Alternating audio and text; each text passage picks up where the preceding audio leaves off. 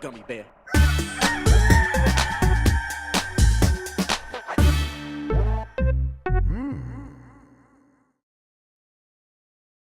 Hey everybody, welcome to Game Mess Mornings with me, Jeff Grubb, your host from GiantBomb.com. Thank you for tuning in. In this episode, we're going to be talking about what might be in that Nintendo Direct that is reportedly happening, not according to me. Don't get mad at me if it doesn't happen. And what if FromSoft has another game next year? It's going to be a good one because we have Jason Fanelli on the show. Jason, how are you doing? Jason, what are you doing?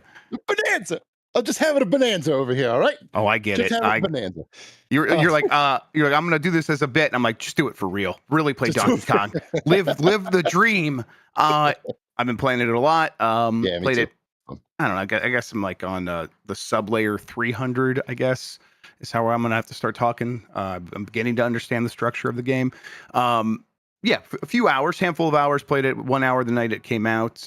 Like an hour again last night, and then maybe a half an hour to an hour this morning.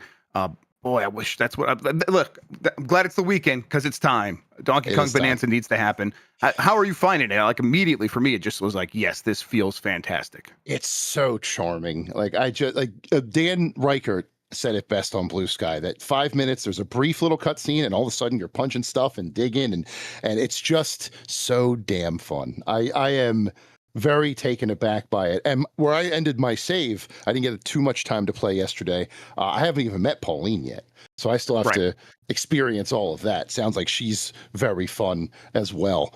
She's been a great character. She reminds me a lot of the like in terms of the way that she speaks out and like comments on what's going on. Reminds me of the flower from Super Mario Brothers Wonder, which I liked. I like that a lot as well. And now it's like this is a character that's going around with you. It's not her telling you how to solve puzzles. Not that there's been a ton of that. There's been stuff hidden, but she just like makes cute comments. It's very good so far. So she's like, she finds that inner working between completely silent companion and like Navi or Fee, where they go overboard and just you want them to shut up. So it's right. Yes. It sounds like it's right. Cool. All right, that's good. That was the one thing I was worried about when I saw that she was becoming a companion on your quest, that she might start to get annoying. And a character like that, you don't want to be annoying because she's like the cute little girl you're trying to save or whatever. But yeah, I also love that if you accidentally press the punch button near an NPC, you'll just high five them. It turns into a high five. Really good anime. Such a good touch. It's, attention to detail for that kind of stuff seems like something that this game was really afforded time to enable. Sure. Where they were like, hey, we are going to make this thing for a long time because we were probably going to release it on Switch 1. Let's put it on Switch 2 instead. They did say they were going to put it on Switch 1 originally, or at least started designing it for that. But having that elongated development time enabled them to just probably do a lot of stuff like that, where it's like, let's just make this thing pop in every possible way. And so far, I've just really been into it. Yeah, me too. All right, let's explain ourselves and what we do here. We're Giant Bomb. Go to giantbomb.com/join. Gets you ad-free shows, gets you some goodies, some bonuses. We'll be doing more all the time. We appreciate the support, though. Really, if you just like what we do and you want to help us do it, you can go to giantbomb.com/join, or you can go to store.giantbomb.com and get the shirt that Jason Fanelli is wearing. That Blake Club shirt is fantastic. I still need to get myself one. I have not done that yet. My favorite part of this shirt was explaining what the hell it was to my family, and now they want to watch Blake Club. So, well, there you go. All right, it's working. My Mitch, Merch Master Mitch, it's working. As far as this show goes, most weekdays, I, Jeff Grubb, will help piece your gaming life back together. That includes breaking news and maybe even some of our own original reporting. For all these topics, I'll get the input of a bona fide expert who will make me look smart. If you are watching live on Twitch, welcome. You can always listen to the show later on podcast feeds by searching for Game Mess Mornings, or find the RSS feed on giantbomb.com. You can also catch the show later with chapters and timestamps on YouTube. Hello, YouTube. All right, we have a lot to get into, so let's start the morning mess with a report says FromSoft's next unannounced game is closer than we think. This is from Ethan Gotch at Kotaku. FromSoft has always been a prolific studio, pumping out new spin-offs and sequels at blistering rates without slipping on quality. So it wouldn't be a complete shock to hear the studio's next unannounced game is closer than we think. According to one new report, it's codenamed FMC and releasing before the end of 2026. MP First reports that FromSoftware is in the advanced stages of production on another as yet unannounced project, a multi-platform game with the codename FMC. It specifies that the codename is likely an abbreviation and notes that the codenames for Dark Souls 2, 3 Remastered, and Armored Core 6 all started with F as well. Could a new Dark Souls 3 Remaster or Armored Core 6 spinoff be less than a year away? That's the speculation now, given that the unannounced project is multi-platform, unlike the Duskbloods, FromSoftware's multiplayer exclusive coming to Switch 2 in 2026. MP First also suggests that the studio's DLC often reuses code names, so it's likely any big new expansion for Elden Ring Night Rain are separate from this as well. Given that the multiplayer spin-off's strong sales and room to grow, we're likely to see meaningful ongoing support for it at least through the next year. Okay. So this does make sense. They are a prolific studio. They are able to get a lot out. Duskbloods feels like something that is, hey, yeah, let's do that while we're doing something else. And as a reminder, Duskbloods is the one that popped up in the Nintendo Direct for the Switch 2. It is also, like Night Rain, multiplayer focused, although the multiplayer structure seems like it could be quite a bit different, where, Night Rain turned out to be a Fortnite kind of battle royale little thing, and not really battle royale, but everything else about it feels very Fortnite. That is not what they're necessarily promising for Duskbloods, although we don't necessarily know what they're promising for Duskbloods. All along, though, people have been saying, "Hey, that's great. We're getting multiplayer stuff from. Maybe that's not for me. Maybe it is, but we definitely still want single player stuff." Do you think this is going to be kind of the single player alternative for people who are looking for that from FromSoft?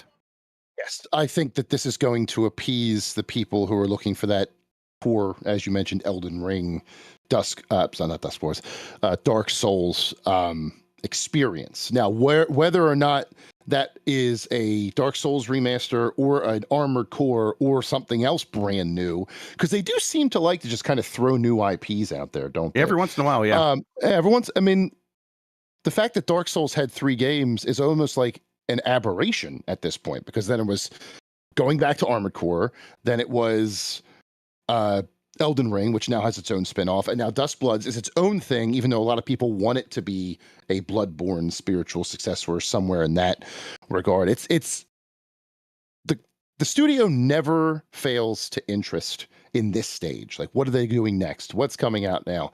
Eventually the game will come out and I'll be like, oh, right, I suck at these. I can't play them, but I'll enjoy watching them and learning all about them. But now I really don't know. I think if it were me, I think Armored Core is the way to go, because I kind of think that's possible too. Yeah, go ahead. You scratched the Elden Ring itch. You scratched that with Night Rain. And now if you want to alternate and have a little be able to appease more people, I think going Armored Core. Now, whether that's 7 or if it's a spin-off of 6, that right. I don't know. But it feels like Armored Core makes the most sense to me. And it seems like too, they're in a place where they'll announce a game at like the Game Awards, the Keeleys. Night Rain was announced at the Keeleys and came out in May, right? So they could do that again. They could just announce whatever this is, have that come out maybe later in the year, and then have Duskbloods in the middle, because we know it's 2026, but we don't know when. So, or Duskbloods, I mean.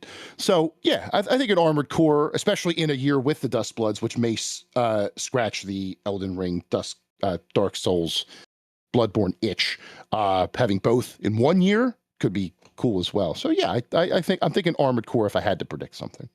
Yeah, I think that'd be great. And you're right. Like, what kind of Armored Core? Who knows? But it does feel like that is on the table at least. Yeah, that's interesting. In chat, someone brought up, could it be Sekiro? Yeah, right. So that with Sekiro, God, I would love that. I hope it's Sekiro. Honestly, that would be maybe the best case scenario for me personally.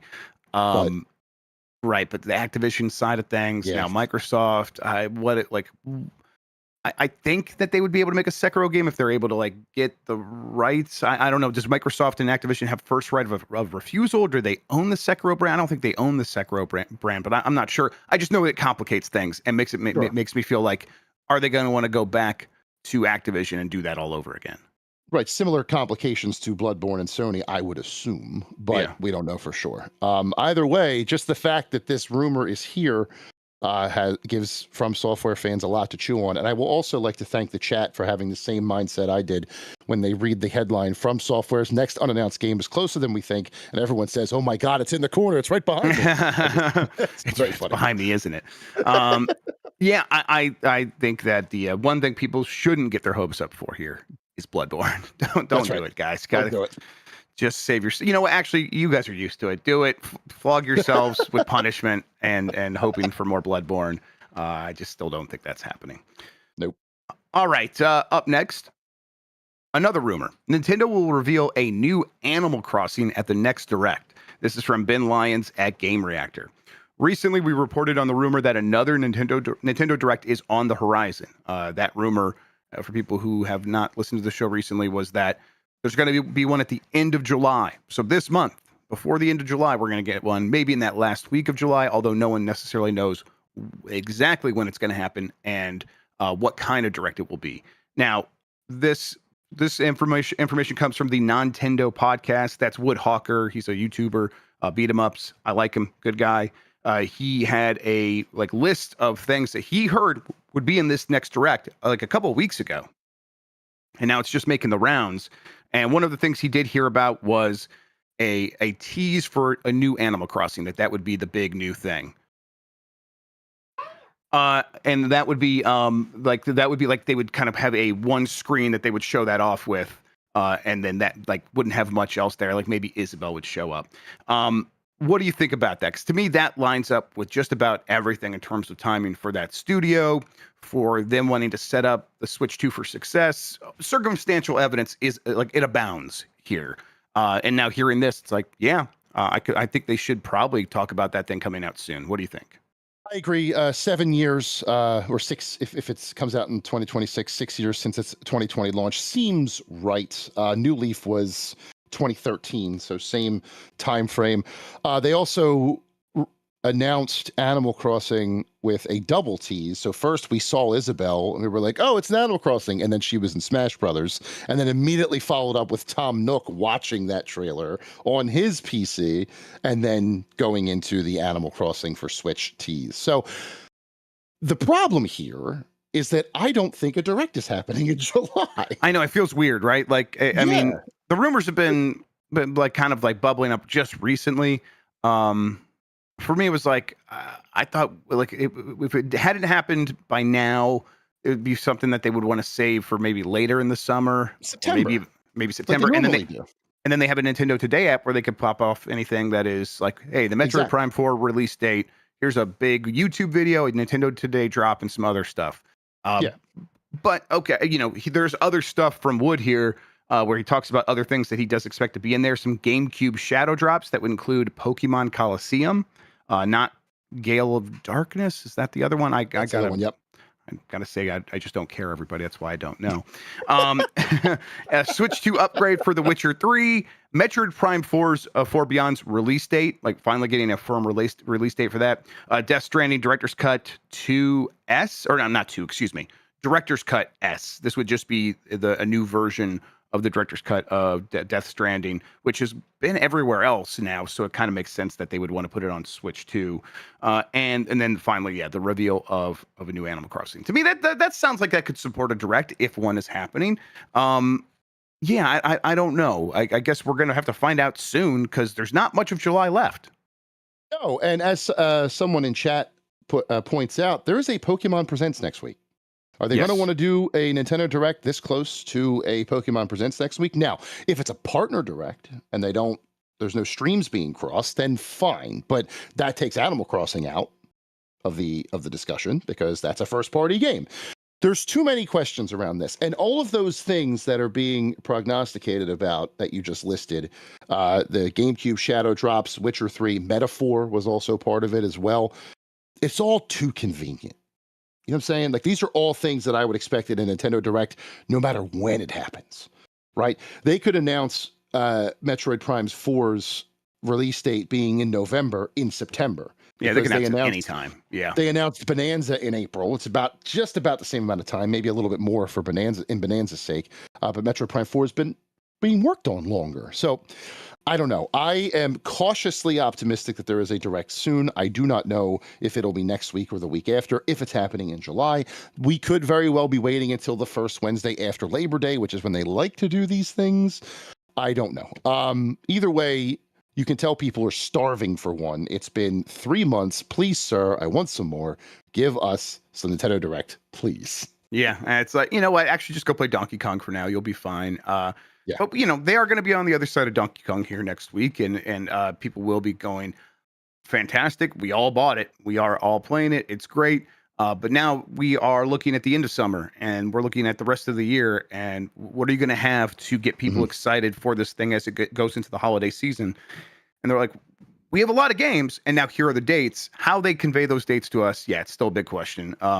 Beat 'em ups on his YouTube, on his podcast, said he's like, you know, I don't know for sure about any of this, but this is the information I was given, and I don't think he did much vetting or anything like that. He was just kind of sharing stuff for fun on his podcast. It's not his job. He's kind of like an entertainment guy on YouTube, video game stuff, but like he does it in an entertaining way. So yeah, we'll see. But I gotta say, like, something with Animal Crossing does feel imminent. I just think it's like this perfect game of, hey, we got Mario Kart, so we got the families. We need a big 3D platformer from the Mario team. Like, what do we got there? Okay, Donkey Kong, that is going to just satiate that core audience and like be a Game of the Year contender and all this stuff. What do we do about that audience that showed up for Animal Crossing? Well, it's actually been enough time since that last Animal Crossing that they really could have been working on one ever since. And that team, God, I can never remember what else they do, but I think they had another game that they were working on. Let's see here. I do have the EPD Studios. Let's see. Yes, EPD 5 is the team that does Wii Sports, Splatoon, and Animal Crossing. So they did the Nintendo Switch Sports years ago. Splatoon 3 is actually about, I think, like 3 years ago? Like 21, that sounds right. Okay, so like 4 years ago. So and that's enough time now between all that stuff where it's like they could hit all of their kind of cadences and be ready for a new Animal Crossing. Yeah, if you include the expansion to Splatoon, the tower, I think that was 22, so that would make it 3 years. Yeah. But yeah, it definitely seems like Animal Crossing is next on the list because Switch Sports, Splatoon, and now would they pivot and do a Splatoon 4 for that crowd first because they already have the family crowd for Mario they have Kart? Splatoon. They have Splatoon 3 like DLC coming, right? Like, isn't there more stuff coming to that? Is there? Yeah, Splatoon is a blind spot for me, admittedly. Yeah, Splatoon Raiders, is what they're. Oh right! God, I forgot. They announced that on the Nintendo Today app. That's why I forgot about it. Okay, yeah. No, all right. So that's Splatoon right. That's right. Coming. It's a whole spin-off. That's right. Yes. It is. So is that what they're doing? Maybe. I mean, look, I think they have that for this year and Animal Crossing for next year. Yeah, but I don't think that the full team, I think has certainly moved on to like make Animal Crossing, and then that sounds like this is EPD 5. Sounds like they're capable of handling quite a lot at one time. But Splatoon's been very important to them, so they also wanted something Splatoon in the first year because we'll get to it, but that Switch 2 selling really well in places like Japan, where they love Splatoon, and they want to have some more stuff for that audience for sure. Yeah. All right, let's get to the next one here. Saber Interactive is teasing a new reveal next week that seems to be related to Hellraiser. This is from Ben Lyons at Game Reactor. Saber Interactive seems to have another project in the works. The developer, known recently for Warhammer 40k Space Marine 2, has begun teasing something that will become a reality as soon as next week. On July 22nd, the game will be presented to fans. There's like a teaser with like a VHS tracking happening on a screen or something like that. The teaser so far doesn't provide much information, but the website constantly shows flashes of the number 55, and the social media teaser has an image that has led fans to pinpoint that this will be a Hellraiser project by the looks of things. As for what makes 55 special, the main location for Hellraiser was 55 Ludovico Place, Cricklewood, London. That's a bunch of fun words. If it is Hellraiser, the big question that fans seem to have is whether it'll be a single player, like survival horror type experience, or more likely it'll be an asymmetrical multiplayer game, kind of like Friday the 13th or some other games like that. Man, that's a busy studio, but sure, a Hellraiser game. I think the chances of it being a single player survival horror game are very low. Jason, what do you think? Unfortunately, I agree with you. I sent this to my horror buff friend, Sean, in text message. I said, "Have you been seeing these teasers? What do you think about them?" He said, "Let me look real quick." And he's like, "Oh, it's absolutely Hellraiser, 100%." I'm like, "All right, I trust you." He said, "But be a single player game and don't mess with us like Evil Dead and Friday the 13th and all those other examples." And I just don't see that happening. Now, is it I think Hellraiser was already in Dead by Daylight. The Dead by Daylight fans. I was thinking the same thing, and I'm looking in chat now, and everyone in chat's saying that the license ended in April, so you can't actually buy that Hellraiser DLC anymore in the game. Oh, so now it opens them up to do maybe their own thing. But oh man, that would be shitty, wouldn't it? I think that's just that space, though. Like that's the way like horror games, or like licensed horror games, have gone for the last couple of years. That's true, but also if there was a team that was inspired by a Resident Evil remake, perhaps, and wants to do a horror franchise in that sort of, I think Hellraiser fits that, right? In my limited horror, I don't do a lot of horror, as I've said before on Giant Bomb, but I think Hellraiser has always stuck out to me as one that's more about the overt. There's like a psychological part and then the overt gore part. And I think both of those things can translate very well in video games. I would have said maybe, I don't know. Unfortunately, a group of people running from Pinhead or somebody else makes sense too. They both make sense. I am pulling for the horror fans that they get the single player survival horror that they want. But I think they're going to try and take another stab at the Texas Chainsaw Massacre, Friday the 13th asymmetrical thing. I really do. Yeah, I think people should probably set their expectations there, and if it's something that you want more, be surprised, because it's just not. Probably it's so easy to. No, I shouldn't say easy. Much more affordable to make one of those asymmetrical multiplayer games because you know you got you can make it pretty contained, a couple of levels. A handful of Xenobites to be the enemies or whatever, and then some teenagers and some character models, and then you can monetize all of the cosmetics. And it does feel like the horror game space for that sort of thing also is at a point where they're recognizing, and the game doesn't have to run for 10 years. Like we can just put it out, sell it, make some money up front, and then have it run for a year to 3 years. Maybe it's not going to be the next Dead by Daylight. It's not going to overtake that. But it could be, some steady income for that time. And then once the license has run out, we will have planned for that and we'll make an exit at that point. I think that there's the side of this that actually that's why people are like also don't necessarily like this because they can just see hey, this game's going to go away right as soon as it gets announced. And that's a bad feeling. Like it just doesn't feel great to be looking at it being like, I can imagine that game leaving my Steam library one day or no longer working, I should say. Yeah. And that's frustrating.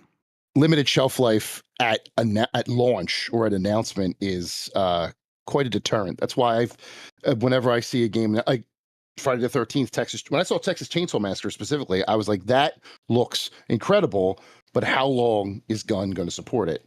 And it was 2 years, year and a half, maybe, that they supported it. And they did throwbacks to the originals and they brought in like people from the old movies and their models. It was very, very cool stuff. But now, I mean, the game still works, right? You can still play it, but they're not adding anything more to it. I think that's why people are so starved for a single player experience, because even if they finish it, they get to the credits, they can always go back a year from now or during Halloween and be like, you know what? That was fun. Let's play through that again. The old ways of gaming, Jeff. Do you remember? It's just I forgot. I forgot. But yeah, so I'm pulling for you, horror fans. I hope you get the single player game you want, but do not set those expectations very high. Yeah. People in chat like, man, I would love a Hellraiser. Let's like Silent Hill 2. That would make sense, right? That would work. That would make sense. Seems like it might be expensive. Although, it is Saber, right? And I think they've done some asymmetrical multiplayer stuff. They probably, did they do that with Hold on. They did that World War Z game, and that was not actually an asymmetrical horror game, which that doesn't necessarily fit when you say it out loud. But that had their like horde system of all the zombies running at you. They've done a lot of different kinds of games. So this is, and like they're doing Jurassic Park game, right? That's one where like you can almost see that like, okay, that could be asymmetrical multiplayer. But it's not. It's like a action adventure game where you're going through all these different set pieces. Yeah, Um, they have I'm a lot hopeful. going on. They have a lot going on, They're actually. making a They've ton. Space Marine 3, Turok Origins, the Avatar RPG that they announced with Paramount, Jurassic Park Survival, the John Carpenter Toxic Commando game, which I thought this was for a half second. They recently came out with some game called Roadcraft. Have you heard of that? No, absolutely No. not. But I'm looking at their list here, and I know, I don't see any. Where was the Aftermath? That's the one you're talking about. Okay, that was January 23, 2023 with Focus. So yes, yeah. Right. They that's when they were working with them. And then they did Space Marine 2 using the same engine. That I think they probably going to show off that Jurassic Park game again here pretty soon. The last time they showed off was like early last year or maybe mid last year. And don't forget Knights of the Old Republic 2. They are still making that now. Again, I'll always say it like they're. Doesn't seem like Sony's involved at all. Sony doesn't want to be involved at all. So the way it was originally announced it'll have to be reintroduced, and they'll have to explain what's going on with it. But they took over that project and are seeing it through. So that's a busy studio. So it's like both sides apply here. They're capable of all these kinds of games where it's like, all right, take one of these spaces, one of these genres you've worked in before, apply that to a Hellraiser game. But at the same time, they're so busy, maybe they want to keep a Hellraiser game kind of smaller and off to the side and contained, and that maybe that leads them, more to this decision of making it an asymmetrical multiplayer game. And if people are wondering why they're announcing this now, I am reminded that San Diego Comic-Con is next weekend, and a big licensed title like this would make a lot of sense playable on that show floor. We're going to go to a break here in a second. Before we do that, people are kind of asking about the Steam news. And it's like we covered the Steam going after adult games yesterday quite a bit. And I'll reiterate, drives me insane that these corporations like banks get to decide these sorts of things. If Steam wants to make a decision for itself, I wouldn't necessarily always agree. But that's one thing. A financial institution that is being lobbied by Christian nationalists to control LGBT people is far over the line. And God, I wish there was something we could do about it, but it's the banking system. And they seem to control just about everything in terms of like what we can do with our lives and how we spend our money. And as long as they control that, they're going to be able to come in here and dictate this sort of thing. And it really stinks. And it's my 2 cents is very simple. It's fucking bullshit. That's it. That's all I have to say. The other thing is Steam also apparently like there's an 8,000% increase or something like that of games that have self-identified as using AI in their games. 800, I think it is. Yeah, 800%. Thank you. Yes. That is also not too surprising. It's self-identifying, so maybe maybe there's more than that. But there's so many games released on Steam that at a certain point, it's just going to be anyone going on there and be like, I learned to make a game by asking ChatGPT how to program, and now I'm putting it out on Steam. Do you feel like we're close to it clicking over to like, oh, yeah, it's just going to be in every game or anything like that, or what?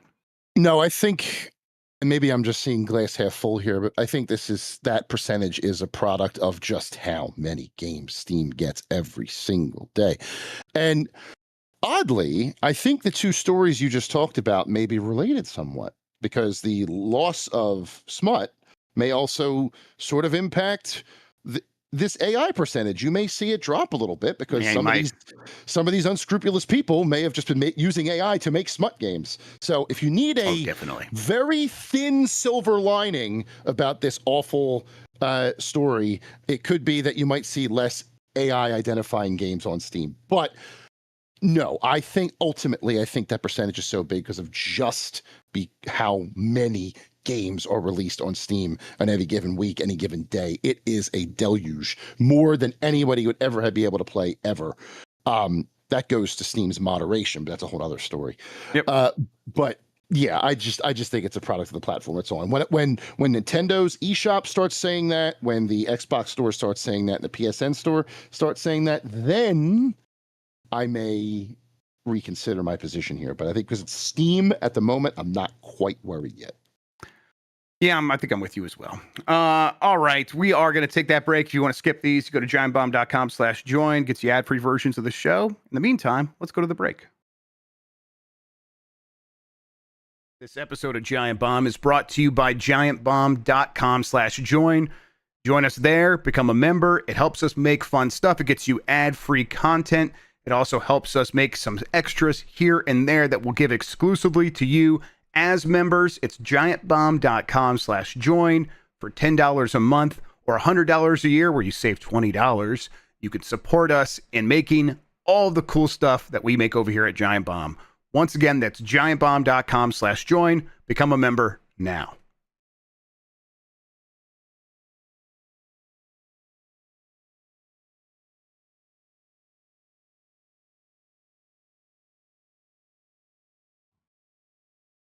It's Game Mess Mornings. We're back. I'm Jeff Grubb. It's Jason Fanelli. Let me see. My browser just crashed a little bit. Nope, we're good. Let's get back into it then. That was weird. Yeah, what happened there? I don't know. Yeah, my Gmail was just like, no, not anymore. And now it's... Yeah, it was Gmail. Yeah. Huh. All right. Well, that's concerning. Well, if we get hacked, let us know, chat. All right. Let's see here. Let's get into this next one. Infamous studio boss wants to bring back the franchise. Might be confusing. No. The studio boss is not himself infamous.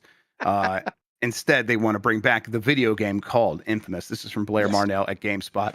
In 2009, Sucker Punch's Infamous gave players a taste of life with superpowers outside of a standard comic book adventure.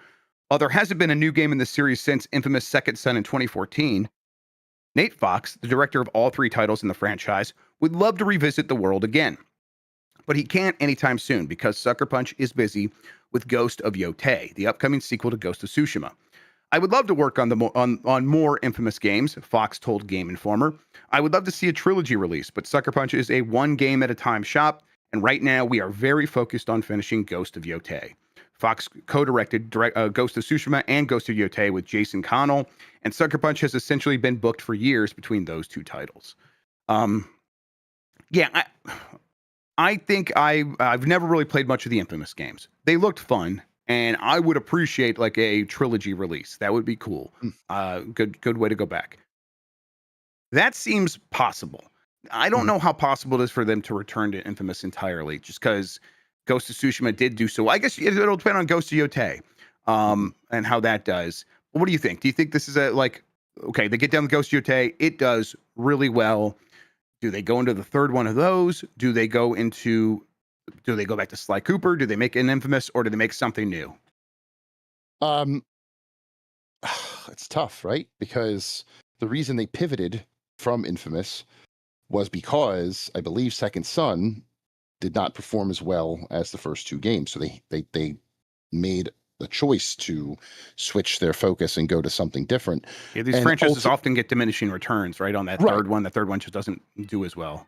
Right, and ultimately, I think they made the right choice. I think Ghost of Tsushima was excellent. I'm very excited for Yotei, so it was correct. I would also think that the trilogy idea is the best one, just to gauge interest. Like if that trilogy comes out and sells gangbusters, then maybe we should consider something new, take our learnings from Ghost of Tsushima and Yotei and see if we can implement them in some way into a new Infamous game. Personally, I would love to see Infamous. Infamous, it holds a special place in my heart. The first Infamous was the first game I ever platinumed. Wow. I played the hell out of that game. Loved Infamous 2. Second Son I liked as well, but I could see where people's issues came up. I thought the expansion First Light was really cool too.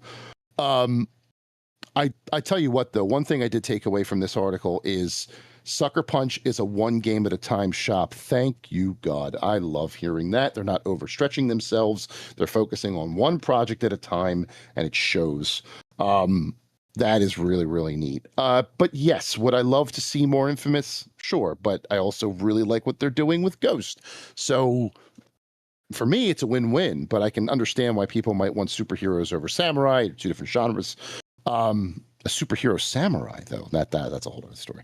I'm with it. After Yotei comes out, if they decide they want to get some more Infamous. Maybe this is a way to plant that seed to see what the fan reaction is, and they can gauge it from there. Ultimately, though, I think the trilogy is the best approach for the first release back, and then see where things go from there. Yeah, and I think kind of maybe the same thing with Sly Cooper, right? Where those games are playable, I think, for the most part.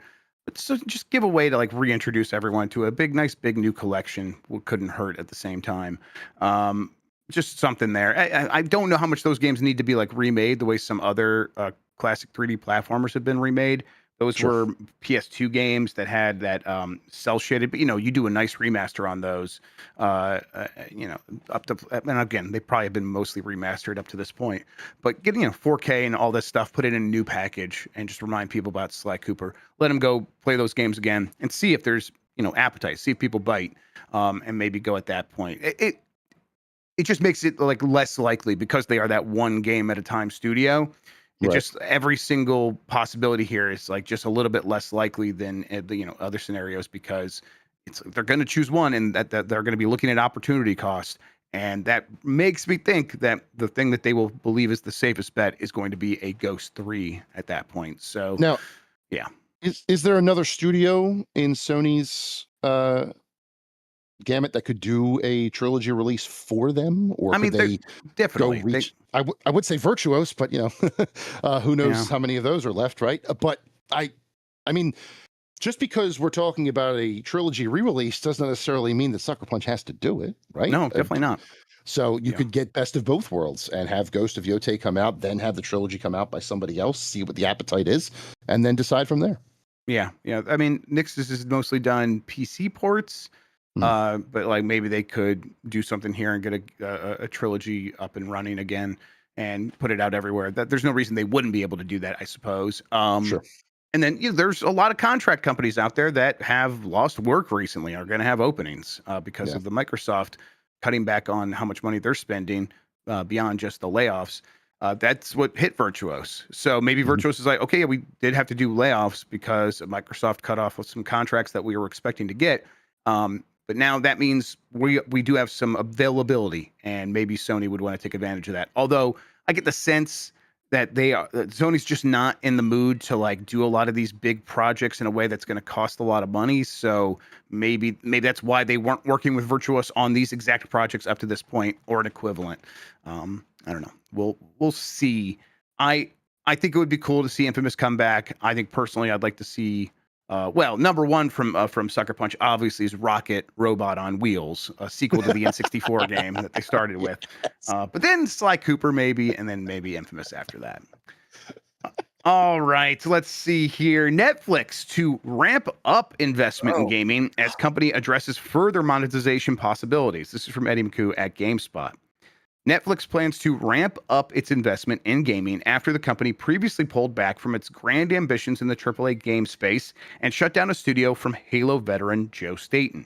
As part of Netflix's latest earnings briefing, co-CEO, president, and director Greg Peters commented on Netflix's vision for gaming, saying Netflix's investment thus far has been relatively small in comparison to the money it puts into film and TV and live sports programming. The opportunity to grow is significant, he said. We look at the near-term monetization opportunity with games very similarly to how we've looked at other content categories. We could think in scripted or film or on, and that's essentially if we deliver more valuable to our more value to our offerings, we get increased user acquisition, we get increased retention, we get increased willingness to pay, he said. So it drives all of the sort of core fundamentals of our business. Peter said Netflix has already observed positive effects of investing in gaming. However, he reminded people that Netflix's investment in gaming remains small relative to the company's overall business, and that the number of people playing games on Netflix is small as well. In 2022, findings found that 99% of Netflix users did not play games on Netflix's app. But that was before Grand Theft Auto came. That probably did change things. That seemed like it was pretty popular on there. Peters said Netflix is aiming to be disciplined with regards to its investment in gaming. The goal, he said, is not to invest too much before Netflix can demonstrate that it can create value for our members. We've seen good progress, as you know, with licensed games like GTA. We've seen good progress with games we developed like Squid Games, Unleashed. So you'll see more of that from us in both of those categories, as well as a whole new set of interactive experiences that we think that we're either in a unique or different position to deliver. So we're super excited to roll those out over the next year. I think he kind of goes on here to talk a little bit about, where will these games show up? Are they just going to continue to be on the Netflix app? There was talk of, hey, you did bring in Joe Staten. You did have a big AAA studio where you're going to make those games. Seems like they're not going to do that. They are not going to make games for console, no big major AAA games. And yet the investment is going to go up. So does that mean a ton of smaller mobile first games? I think so. I never played the Squid Games thing on Netflix. Do you have any idea what that's like? I don't, unfortunately. No, I don't. But Netflix, buddy, pal, look at me. Yeah, Jason wants to talk to you, Netflix. Go ahead and sit down with him real quick. Pick a fucking lane, will you? Are you investing in games or are you not investing in games? What games are you investing in? Why are you letting these license drops when they're the only mobile experiences there were? Why do I have to scroll down so much to find the games on your app? And when I do find the games on your app, recently added Bloodline, a Rebel Moon game. Oh, line starts here, fellas. A Squid Game Unleashed. And then Solitaire, Word Trails, Mahjong Solitaire, Love is Blind, Netflix story, The Ultimatum, Choices, Puzzle Gods, Too Hot to Handle. Oh, there's Sonic. Too cold. Why did it take me so long to find the franchises that people are going to know? I understand your Netflix. I understand you want to push your franchises first. That's fine. Separate them. You make this interface. You can make this whatever you want. Just give us an easier approach to finding the games we want to play on your app. I was a major proponent of Netflix games. I was invested when they were bringing games to their service that were the only place you could play their mobile ports. When they were like Kentucky Route Zero was one, Golden Idol was one, a couple other ones, GTA being another, but I think that had its own mobile port, but I digress. I thought that could have been a great alternative to Apple Arcade, and then they just got bored. It seemed like they got bored. Yeah. And they just, it wasn't making as much. Line did not go up as much as Line has to go up, and they just decided they didn't want to do it anymore. They have great studios underneath them. The studio that made Alto's Adventure, they made another game on there. Right. I think it's called Snowman. They're underneath at Netflix.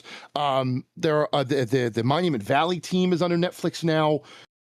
I just pick a lane. Well, yeah, because you had great ideas. You had great ideas, but you didn't advertise them. 99% of people weren't playing games on your apps because they didn't know they existed and they didn't know where to find them. You weren't telling people. If you were that invested in gaming, there should be an ad, since you added ads to Netflix now, at least one little ad before every good way to show. tell people. Yeah. Jesus Christ, what are you doing? Sorry. Every time I come on the show with you, I get. We try to get you worked up. We go for it. Yeah. You're doing this on purpose. You are testing my heart family history here. I said, it doesn't make any sense to me, and I hope I'm not wrong. Oxenfree devs. That's who I was thinking of. I'm not wrong, right? Like it seems so simple. Not Night Dive, Night Swim or something like that. I can't remember the name of the studio. Night School. Night School. That's it. Yep. Yeah. Night School. I just feel like this is so simple. Like, put good games on your mobile app, advertise them to the people not knowing they're there, and then it took Grand Theft fucking Auto for people to realize you could play games on your Netflix app, and there were good ones on there. It kills me. It seems it's so simple here, but the co-CEO of the fucking company doesn't know how to do it. I think I'm in the wrong business. Yeah, right. To me, this also just kind of rings of a little bit of him saying things so that investors hear we have room to grow in other directions. And I just don't know how much they actually believe in games anymore at all. I agree with that 100%. And I think they're like, well, some of these have worked. It's like, yeah, but I don't know. The ones you bring up, Grand Theft Auto, you're not going to be able to replicate that. There aren't a lot of other Grand Theft Auto, even the classic Grand Theft Autos, sitting around for you to put on your service. And what if The Witcher 3 shows up on there? It was a popular Netflix show. Could they do that? They could, but man, a lot of people have already played that game, and you're certainly not going to make your own new equivalent Witcher game for Netflix specifically. That's just not financially feasible here. Not gonna happen. And even if it was, it would be so difficult to find the studio to actually make that for you. It's difficult to find those people, even in this market where there's been a lot of layoffs. Like, you're just not going to be able to put that team together that quickly and be able to afford them. At least how much Netflix would want to spend on making games. That's the story over and over of these big tech companies coming into gaming. It's being just shell shocked by how difficult it is to actually put a team together and get these people to make a game that is decent. It requires a steely stomach that none of these companies seem to have. Google certainly didn't. Right.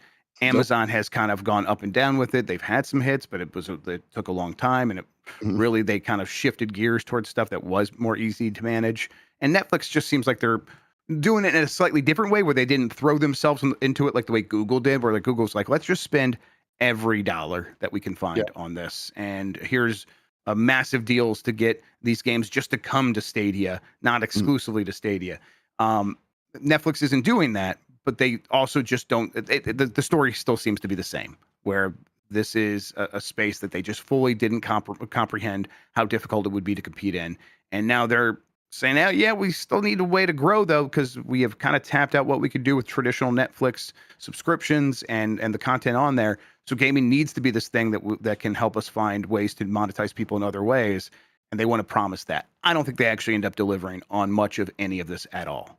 No, they can't. They came from the film and TV landscape, which is a completely different animal. Production of film and TV is just different. They want to make games like that. It's not going to happen. I thought they had a great thing going where they would have the exclusive mobile ports of popular games elsewhere, but they did nothing to help themselves get that news out there. Instead, after working with them for so long, I got added to their press list, and every month I get an email of everything that's coming out for the next month. There have been entire months that did not have a single Netflix gaming release on it, in-house or port, and that's dumb. For as much as gung-ho as they were, to have nothing coming onto your service at all, not even another Love Island dating sim or whatever the hell those games are. What are we doing here? Pick a lane. Happy Gilmore 2 is out now, and how is there not a new golf game to go along with it? Like, exactly, a golf game with a mini game where you fight Bob Barker. Like, exactly. MJF is in that. Have a wrestling mini game.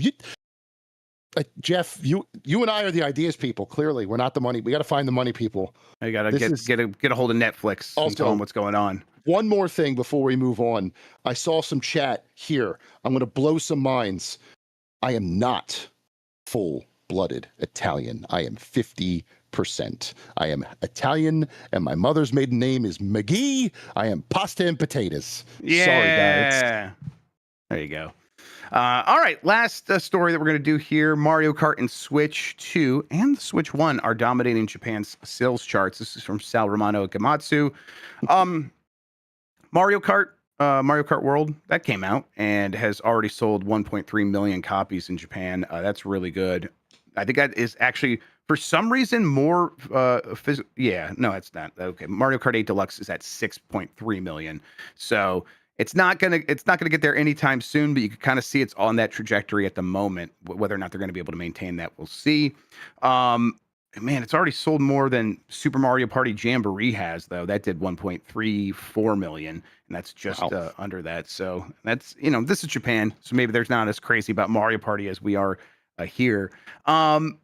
Only non-Switch game on the top 10 for them was Death Stranding 2, which has sold just under 90,000 copies in Japan. And I think this is all physical, so no digital numbers included here at all for Japan. Really, though, hardware is kind of the one I found was pretty interesting. The Switch 2 has already sold 1.6 million units. Ooh. That's really good. Really, for comparison, the PlayStation 5 is still under 6 million total. It's at 5.7 million. So it feels like the Switch 2 is going to race to that point here really fast. But the Switch 1 sold another 10,000 units. Or, actually, let's add it up here. That's 6,000, 4,000. Actually, that's about 11,000 there. And then the Switch standard one did another 2,500. So it's like 13,000 units, which is more than 3 times or at least twice what the PlayStation sold when you count the PS5 Pro and the digital edition there. Yeah. So man, just the Switch does dominate that country. Nintendo has catered with stuff that has popped off there, Splatoon, obviously like stuff like Fire Emblem. And it has paid off where now that the industry just seems to like orbit around them, at least for traditional gaming, and PlayStation just is kind of stuck there. And I don't think Sony cares too much because they have this global audience that has really worked for them. But I wonder if it kind of does rub them the wrong way a little bit. They're like, well, Switch 2 just has Mario Kart and people are going crazy for it, but people want to play games that way, right? I think if the portability is a big factor. The versatility of the console, I think, goes a long way, especially in the day of the age of phones, where we're now trained to be looking at a screen wherever the hell we go, and PlayStation just doesn't offer that. Portal does to a point, but you need a Wi-Fi, and that's a whole other can of worms. But I get it. This makes perfect sense to me. I think another thing that's telling on this is Xbox Series X digital edition sold 75 units. The non-digital edition sold 54 for a total of 129, I think, if my quick math is right. And then 118 Series S's, which is 237 Xboxes in a week. Now, that sounds like in a week, whatever. PlayStation 4 sold 30. This has been what Xbox numbers in Japan have looked like for forever. Like that, like double digit and then triple digit if you're lucky, that sort of thing. There was a period though there where the Xbox Series console was doing okay in Japan. Like it was like it sold 10,000 units in a week. What the hell's going on? And that has just completely dropped off a cliff. Altogether, it looks like this generation of Xbox still not even at like 750,000 units in Japan. Like, yeah, that's wild. And what are they doing to encourage confidence? But that again, I want to get back to the good stuff. I think Switch 2 catches PlayStation 5, which we said was what, like 6 million, something like that. If you had maybe 7 million, if you add all that together. If you add all that together, yes, it's about 7 million. Yes, I think it gets there by the end of the year.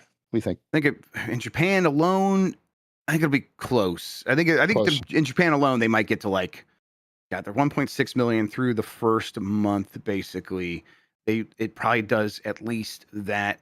It probably does that plus 1 million. So like we're talking about like 5 million by the end of the year, pretty easily. I think. Yeah. 7 million might be tough, but we'll see. Yeah. And from the software side, at first I was like, wow, Death Stranding only sold 87,000 copies so far. But then I remembered it came out June 26th. We're in what, week 4? So 90,000 copies total. That's pretty good for that kind of game.